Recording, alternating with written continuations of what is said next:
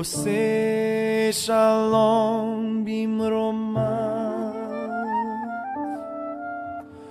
הוא יעשה שלום. Aujourd'hui, on a fait une récapitulation de ce qu'on a fait hier. Ça veut dire nous avons mis le cadre des mois normal, de l'année normale que nous connaissons avec le calendrier de Gezer pour mieux comprendre les saisons agricoles.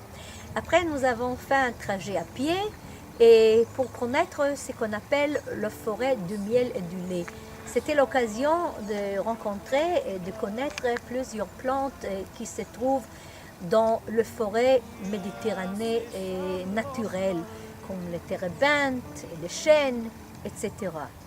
Et plus tard, nous avons parlé de la signification de cette expression « un pays du miel et du lait » et nous avons appris que le miel et du lait, c'est une expression qui était utilisée par Moïse, surtout pour parler avec le peuple d'Israël quand il était encore berger.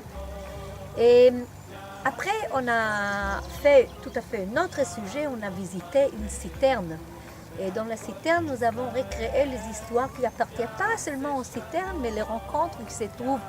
Puis, c'est la rencontre de Rebecca, non pas de Rebecca, c'est d'Eliezer et Rebecca, oui, surtout. On a parlé de Moïse qui a trouvé Séphora, on a parlé de Jacob et Rachel. Et plus tard, nous avons aussi reconnu que c'est une citerne. Une citerne, c'est un endroit qui reçoit l'eau, pas de la nappe phréatique, mais reçoit de l'eau du ciel. Même nous avons une petite aventure, entrer dans une citerne.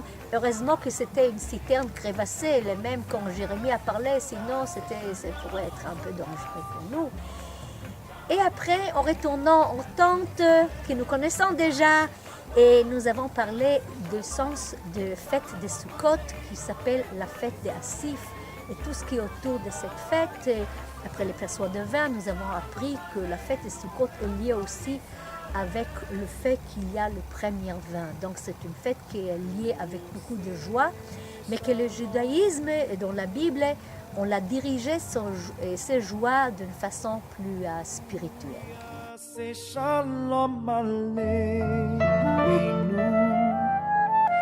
מעל כל ישראל